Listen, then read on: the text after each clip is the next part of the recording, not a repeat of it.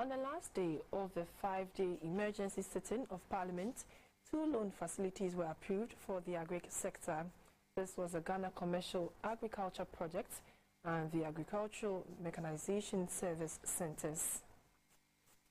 The $50 million amended and restated financing agreement is between the Government of Ghana and the International Development Association. The Ghana Commercial Agriculture Project will focus on rehabilitation of existing irrigation facilities, developing the Accra Plains, strengthening investment promotion infrastructure, and monitoring the evaluation. Mr. Speaker, the project was restructured in November 2015 due to some realities on the ground. As part of the restructure, the project development objective was revised to improve agricultural productivity and production of both smallholder and nucleus farms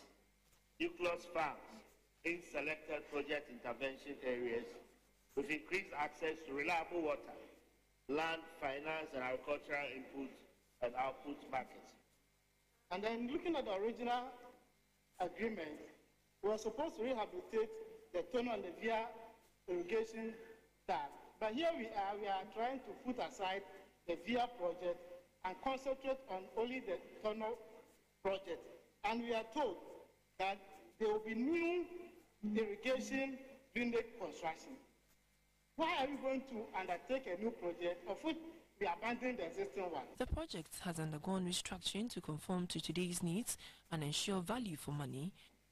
My concern, however, Mr. Speaker, which I think we should clearly look at as a house, is how can we be seeking for a $50 million loan? And the fourth component of the loan, as stated in this report, is for project management, monitoring, and evaluation. And Mr. Speaker, it will surprise you to learn that this component alone is taking $21.5 million. To be a monitoring is a very essential part of project management. If all the money goes into infrastructure and technical implementation and nothing is put into monitoring and evaluation, at the end of the day, the implementer will not know how much he has invested and how much, and also to reconcile with that of the output.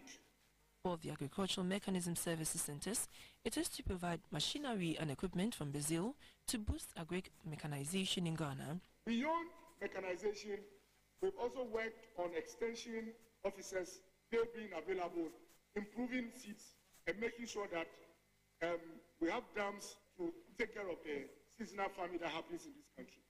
With such a comprehensive approach, which is looking at machinery, seeds, extension, and water supply, I am very confident that the Planting for Food and Jobs program would help to ensure food security, and not only that, but serve as a very special vehicle in achieving the transformation that we seek. The inputs facilitated in 3 tranches is applied to farmers at a subsidized rate. The first tranche is 60%, with the second and third at 40%. Due to the 60% subsidy and the improvement and the good measures we put in place, we were able to distribute 90% of those equipment. The current Minister of Agric took the remainder and is also distributing them, Mr. Speaker. I am also happy to note that the recovery rate is as high as 87%. In finance, when your recovery rate is above 80%, and even in some jurisdictions 70%, you are doing very, very well.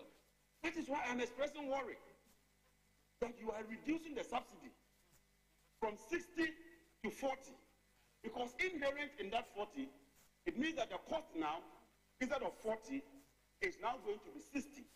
And I think the government should reconsider this.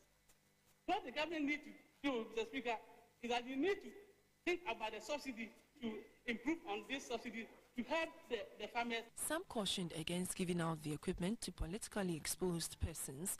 Instead of this House doing an approval, Mr. Speaker, we are doing a ratification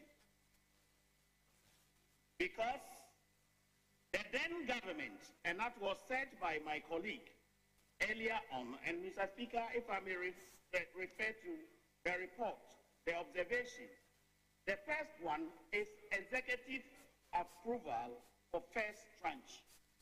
What came before the committee is that an illegality has been committed by the then government. I don't know what informed the president to issue an EI.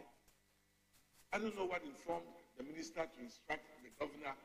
But whatever they did, it's clearly against our constitution. Going forward, what do we do?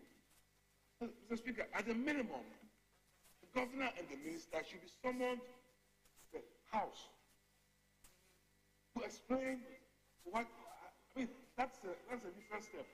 Let us find out the circumstances from them directly before we take the next steps. Otherwise, we'll be setting a precedent where a minister or a governor can openly violate the constitution and we say, oh, but we cannot do anything. I believe that if you believe that it is wrong, if you believe that this whole agreement is illegal, take it out of the House. Don't bring it to us. You believe that something can be done about it. That is why you brought it here. And we are supporting you to approve it.